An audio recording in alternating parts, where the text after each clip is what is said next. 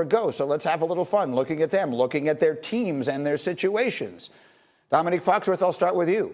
If you had to bet your house, that palatial estate of yours down there in our nation's capital, which one of them wins the Super Bowl first?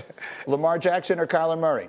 Oh, yeah, I think that it's Lamar Jackson because of everything that's around him. While I think that Lamar is probably more important to his offense than Kyler Murray is, I think Lamar has a lot better coaching situation, a better organization, and a phenomenal defense. I think all of those reasons make it more likely that the Ravens win a Super Bowl more in the next few years quicker than Kyler Murray, though I think Kyler Murray is probably a better young prospect than Lamar Jackson. I think that the Ravens are a better organization, a better team. When's the last time you heard of a bad Ravens team? Like, it just doesn't happen. Them and the Steelers, they find a way to be competitive all the time. Unquestionably, but competitive is one thing and winning a championship is another. That's sometimes something someone just jumps up and does. But I'm interested in what you just said there quickly. You said Kyler is a better young prospect. If you were starting a team and you could start it with either one of those two guys absent anything else, which one are you taking?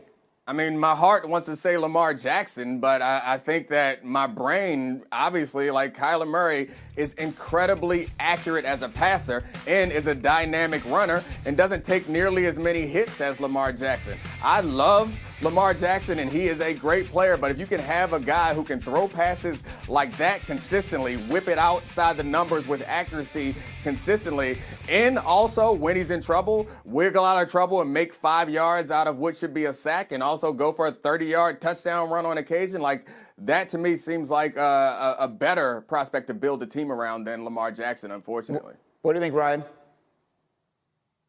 You know what? I love Dominique. You know, he comes on here, and because he has no emotional ties to the Pittsburgh Steelers, he wants to say that everything is glowing and it's great and that they'll beat the Bengals. And then he gets to his Ravens, and it's like, when have you ever seen a bad Ravens team? The Ravens are always in it. He should say what the truth is. When you ask that question, he said, you know, the Baltimore Ravens, because of everything they have around him. What he probably should have said is, if Kyler Murray right now was the quarterback of the Baltimore Ravens, we'd have much more confidence in them to win the Super Bowl.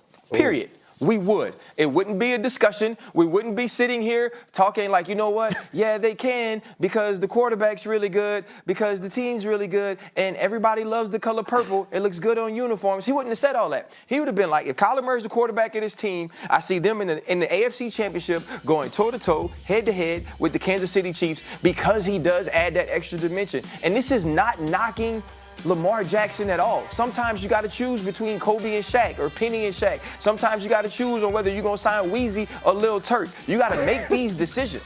And in making this decision, if you were starting your team, Kyler Murray would be your guy.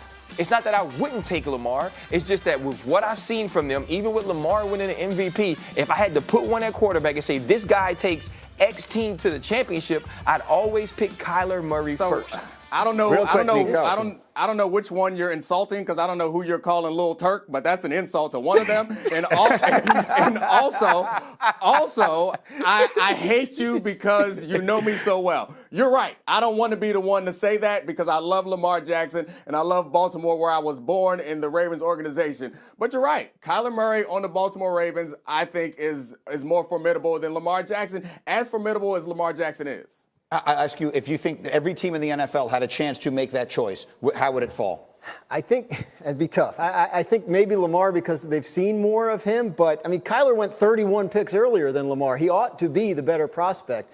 It's a tough one. I mean, it's like deciding whether you want to agree with Ryan Clark or Dominique Foxworth. They're both so darn good. But, hey, I would take Lamar. The tiebreaker for me, I mean, like, Kyler hasn't gotten any bigger since he got in the league, right? Like, that's still a concern going forward a little bit. It does not seem to have impacted him in any adverse way. All right, guys, sit tight. I want to go through the rest of a busy day in sports. Let's get up and go. Miami Marlins Don Mattingly named National League Manager of the Year, guiding the Marlins to their first playoff appearance since 2003, despite dealing with a COVID outbreak that paused the season and ravaged the roster.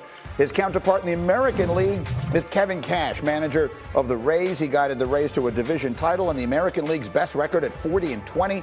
Took the Rays all the way to the World Series, where they lost 4-2. In other news, Duke announcing yesterday it will not have fans at Cameron Indoor Stadium for men's and women's basketball home games, at least to begin the season.